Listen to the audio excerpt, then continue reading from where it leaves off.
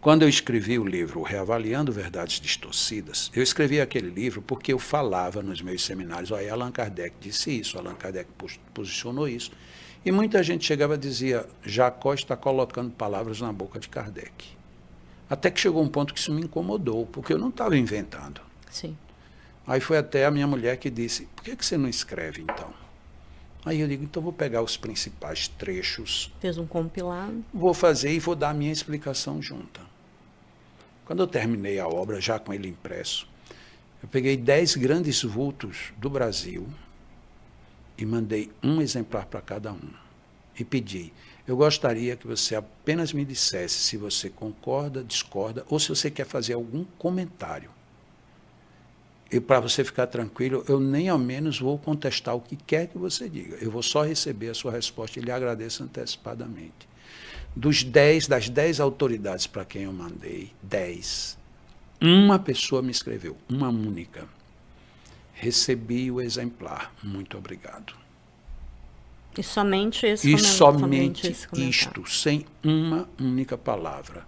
E essas 10 pessoas, eu selecionei pessoas que, de certa forma, representam a opinião do movimento espírita dentro da estrutura do movimento espírita do Brasil. Tá? Uma delas, eu não vou dizer o nome, mas uma delas foi o próprio presidente da Federação Espírita Brasileira.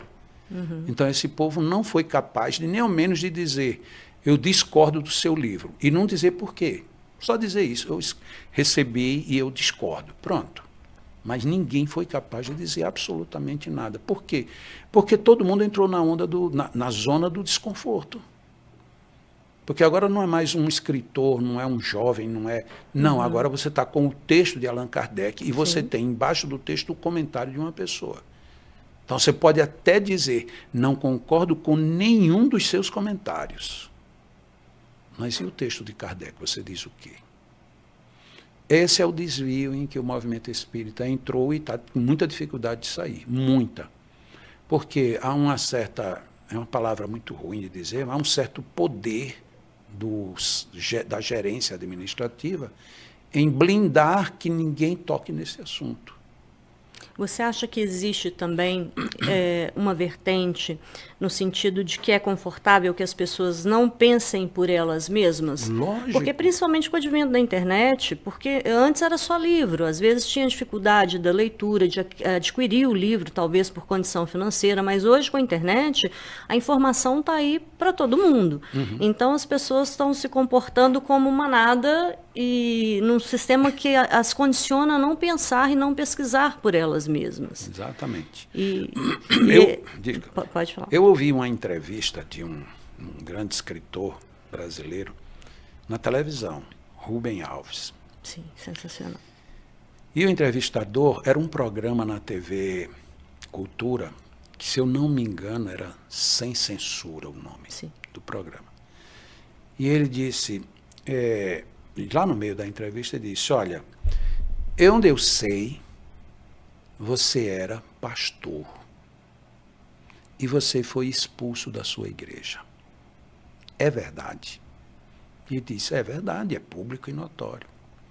Disse, então eu queria lhe perguntar, o que foi que lhe fez, o que foi que houve que fizeram você ser expulso da igreja? Ele disse, o mesmo que fazem quando querem expulsar qualquer pessoa de qualquer lugar. O que é? Não pode pensar. Se você pensar, você é posto para fora. É exatamente a mesma coisa. Aconteceu lá com ele, pastor presbítero, acontece na igreja católica, acontece na casa espírita, acontece em todo canto. Você não pode pensar. Olha bem, na hora em que eu digo, você é médium, eu vou até antecipar um pouco. Como é que são vistos os médiuns de cura? Sempre figuras excluídas. Sim. Todos os médiuns de cura são excluídos. Por quê? Porque eu, que detenho o poder, eu deveria curar mais do que você. Eu era quem deveria lhe dar o alvará. Tome, você agora você pode curar, agora você está autorizado. Só que a mediunidade não pede autorização de ninguém. E aí piora quando eu digo, você pode desenvolver o seu potencial, conforme está lá no livro dos médiuns, magnetizador humano, você pode desenvolver isto. Espera aí como é que eu vou administrar? Aí Allan Kardec, para dar o último nó, vai lá no Evangelho segundo o Espiritismo, você pode pôr preço. Pronto. Aí o que é que ele faz? Eu não posso admitir nenhum magnetizador aqui. Aqui tem que ser passista. Por quê? Porque passista é outra coisa. Passista eu posso dizer que ele não pode cobrar, eu posso dizer que ele não pode atuar em casa, eu posso dizer que ele não pode aplicar no filho, eu posso dizer que se ele estiver pensando nisso, ele não pode fazer aquilo. Aí eu começo a e de certa forma ele fica amarrado à instituição. Totalmente, totalmente, que é isso que o poder quer. Eu não quero que o meu poder se dilua ao ponto de você ter um poder até maior do que o meu. Não, isso não me interessa. Me interessa se você tiver seu poder subordinado a mim. Aí eu aceito. Mas acima de mim, só que tudo isso é ilusório. Porque se você tem o poder de fazer, o poder de manifestar, Jesus, ide e curai. Olha que distorção a gente faz. Vamos parar só aí, a frase nesse primeiro trecho. Ide e curai. Na casa espírita você não pode prometer cura para ninguém. Sim, mas espera aí. Então eu vou deixar de ser espírita, eu vou só ser seguidor de Jesus, porque Jesus disse, eu posso ir, posso curar. Pode ser que eu não cure, mas qual é a minha direção? Vá e cure. Se você não curou ainda, é porque tem algum impedimento. Mas se você quer curar, então vai descobrir qual é o impedimento, vai em frente. Veja, essa é a orientação de Jesus. Vai e cure, expulse os demônios, limpe feridas. Tudo está lá proposto. A Igreja Católica aceita? Não. A protestante aceita? Também não. Nem nenhuma aceita, porque lhe dá independência. A independência que Jesus nos deu, a Igreja tomou conta de tomar. E a gente mansamente aceitou, perdemos a situação em nós mesmos. Você chega aqui, tá bom, olha, Elaine, ultimamente eu tenho tido uns pensamentos, eu tenho visto, eu tenho sentido uns impulsos e tal. Isso deve ser uma aproximação espiritual. Pode ser, pode. E se não for, se for uma manifestação de um poder que você tem, já tolhi. Por quê? Como pode ser uma manifestação espiritual, então você vai ter que me procurar toda a vida que você tiver assim, para que eu dirija o que você tem. Cerceei você. Sim. Então, isso só que é muito mais forte do que a gente imagina. Então, quando se fala de liberdade, a gente fala de um problemão. O problema é grande. Eu estava até conversando ainda há pouco, agora na hora do almoço, uma coisa bem curiosa, né? A gente cerca tanto as coisas que com isso a gente está dizendo indiretamente que Deus está errado. Sim. Porque Deus deixa você matar, deixa você roubar, deixa você não fazer nada, deixa você ser mentiroso, deixa você ser bom, deixa você perder oportunidades. Deus deixa tudo. E parece que Deus é burro. Porque para você estar comigo, eu tenho que ter você sob 100% de controle. Espera aí, a gente não vai ser Deus agora. Concordo, a gente precisa ter muitas regras. Mas às vezes será que a gente não está exagerando na regra e transformando o modo de viver em um modo de ser preso? Uhum. Tá? Quando a gente chega no magnetismo, quando a gente chega no movimento espírita, a gente se depara com isso. E aí vai, na mediunidade, então é muito pior. É porque eu não vivo com isso, mas é muito pior. Vocês aqui têm um médium de um potencial lá em cima. O que acontece? Vocês são isolados. Lógico, se vocês têm consciência, vocês vão fazer tudo o que vocês têm que fazer. Tá bom, vocês não me querem aqui, mas eu vou fazer isso porque eu tenho responsabilidade, eu tenho compromisso, eu tenho objetivo, aí você vai e faz.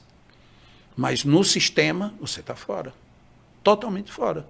Por quê? Porque eu não consigo lhe controlar. Sim. Porque o problema não é que você está fazendo bom ou ruim, sou eu que não tenho mais o controle sobre você. Vamos falar do panorama nacional, que no Brasil, seguindo essa vertente, o movimento espírita da forma que ele está, ele corre o risco de ser como a França é hoje, que foi berço de Kardec, foi berço do magnetismo, e hoje você retorna lá, é praticamente inexistente, ou é ínfimo. Você acha que a gente caminha para isso?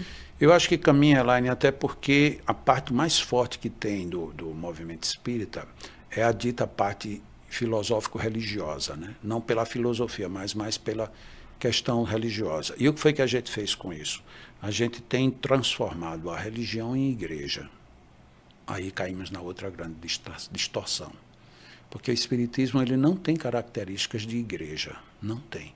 Sim. Tem características de congregação, de soma de esforços, de pontos de encontro, de apoio. É tanto que Allan Kardec dizia, olha, se um centro espírita cresce demais, está na hora dele se dividir, para atingir mais células.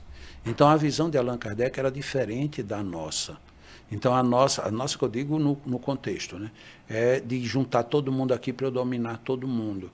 Eu quero ter mais seguidores do que a escola protestante, do que o católico, então eu quero dizer que a minha cidade é a mais espírita do mundo. E alguém pode perguntar, como alguém perguntou um dia para um companheiro lá de Pernambuco, ele, como sociólogo, foi fazer uma palestra, e aí ele disse que atualmente o Brasil pode ser, isso ele dizia há cerca de 30 anos, o Brasil pode ser classificado como o país mais católico do mundo, o país mais protestante do mundo e o país mais espírita do mundo. Sim. E a pessoa perguntou, e está adiantando do quê? É uma pergunta acachapante. Sim. Porque como é que você tem 3 potências religiosas em quantidades enormes e de repente você se encontra no meio de um desmando governamental, familiar, pessoal. Falta de ética, de valores. De tudo que é coisa. Então, quer dizer, peraí, então você está falando do quê? Só estatística? Não é isso que o espiritismo procura. O espiritismo procura qualificar mesmo. E esse movimento, do jeito que vai, ele desqualifica. A gente vai se desqualificando progressivamente. Vamos terminar caindo como a França.